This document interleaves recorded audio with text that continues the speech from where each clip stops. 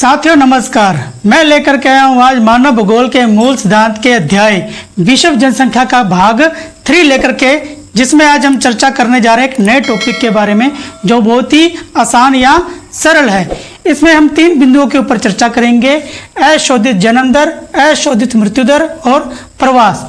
इन 3 बिंदुओं के ऊपर हम विस्तृत रूप से चर्चा करके इस टॉपिक को अच्छे से समझने की कोशिश करेंगे। साथियों, जनसंख्या परिवर्तन के घटक में जो पहला बिंदु आता है वह है अशोधित जन्म दर। सबसे पहले हम अशोधित का अर्थ समझ लेते हैं कि इसका अर्थ क्या होता है। अशोधित का अर्थ होता है अनुमानित, क्योंकि हम जितना भी डाटा निकालते हैं जन्म दर, मृत्यु दर, ये सब अनुमानित होता है, क्योंकि इसमें क्या माना जाता है, प्रति 1000 व्यक्ति माना जाता है सबसे बड़ी बात तो। फिर उसके बाद इसमें स्त्री, पुरुष, बुजुर्ग सभी को शामिल किया जाता है। इसके अंतर्गत हम लिंग का ध्यान नहीं रखते, आयु का ध्यान नहीं रखते, इसलिए जो आंकड़ा हम प्राप्त करते हैं वो अनुमानित होता है, इसलिए इसको अशोधित कहा जाता है।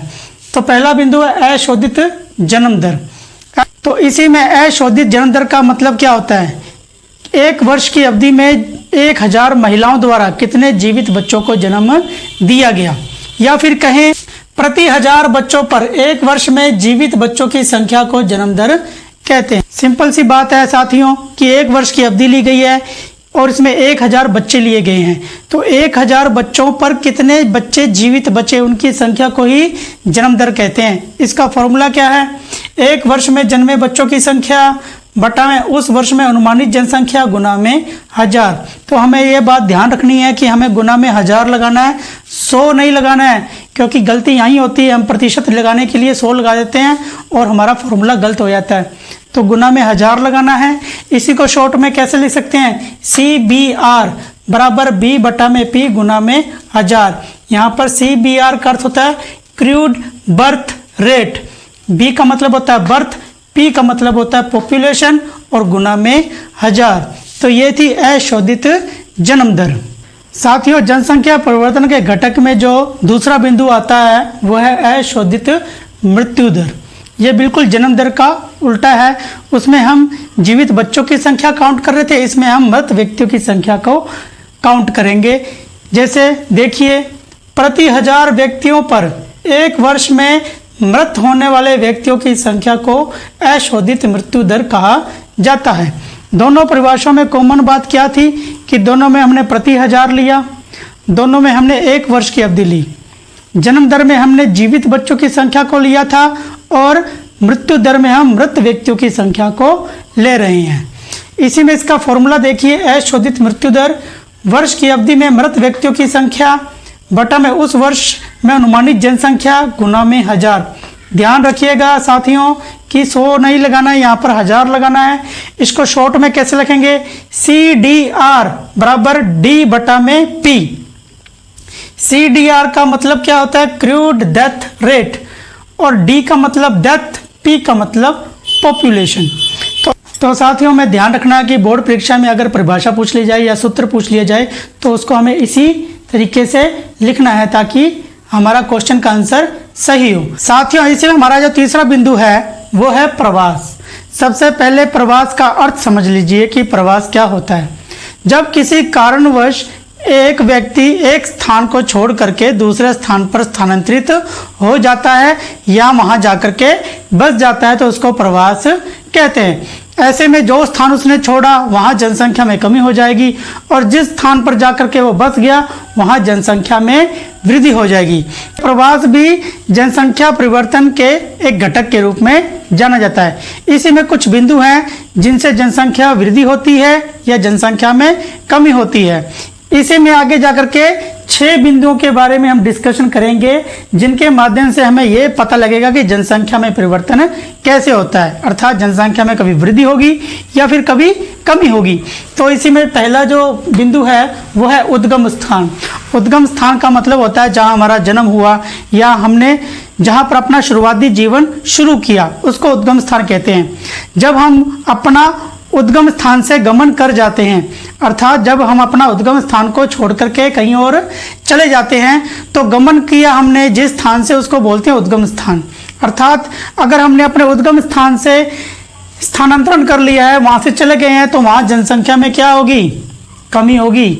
इसी में जो आगे बिंदु है वह है गंतव्य स्थान। गंतव्य स्थान का मतलब है कि जब हम अपने उद्गम स्थान को छोड़ करके किसी और जगह पे बस जाते हैं तो जिस जगह पे हम जाकर के बस गए उसको गंतव्य स्थान कहते हैं। तो देखिए, जिस स्थान पर आगमन हुआ है उसे गंतव्य स्थान कहते हैं, अर्थात वहां जनसंख्या में वृद्धि हो गई। उद्गम स्थान वह स्थान जहां से लोग गमन करते हैं, वहां जनसंख्या में कमी हो जाएगी।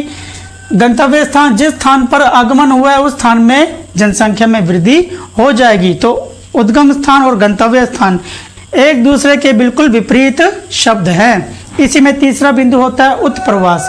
उत्प्रवास का मतलब क्या होता है उसको समझिए कि जैसे हम भारतीय लोग हैं, हम भारतीय लोग काम की तलाश में विदेशों में चले जाते हैं। मान लीजिए एक आदमी है भारतीय, वो ऑस्ट्रेलिया चला गया, ऑस्ट्रेलिया में जाकर के वो बस गया, तो उसने भारत को छोड़ा, तो भारत के लिए तो कहलाएगा उत्प्रवासी। लेकिन वो ऑस्ट्रेलिया में जाकर के बस गया तो वहां पर वो कहलाएगा अप्रवासी।